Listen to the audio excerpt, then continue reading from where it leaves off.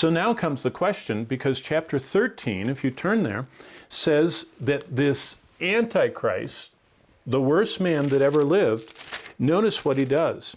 He's trying to get everybody to worship him.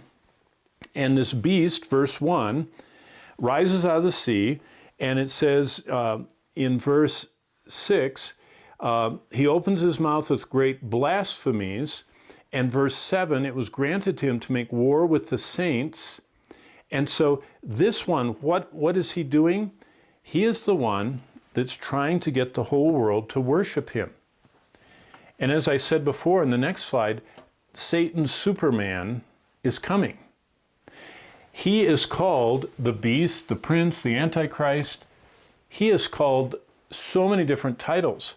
But just think of all the prophecies. He's in Daniel it says he's a super communicator. Daniel 7:8 says he is super intelligence. He is a super politician because remember I told you he gets the Islam and Judaism to be side by side without fighting.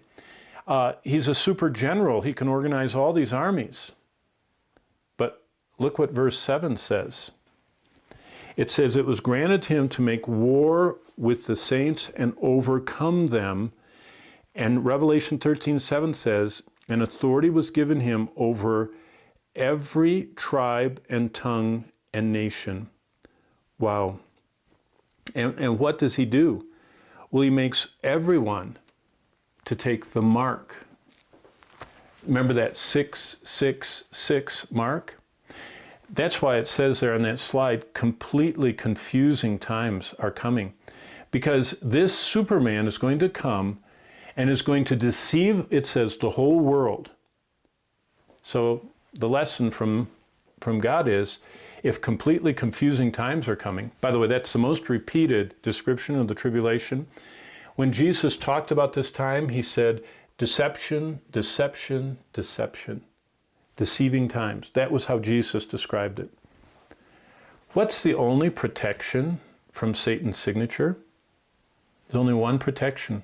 You see the slide? I call it the signature of God. The signature of God, when his Spirit seals us, means that we're forgiven. That means our debts are erased. We're justified. That means we have a whole new standing. We're elevated with Christ. We get a new heart. That's what regeneration is. We're reconciled. God becomes our friend. See, that's the choice of the tribulation. You want to befriend God or the worst man who ever lived, the false Christ? We're adopted. That means we have a new family.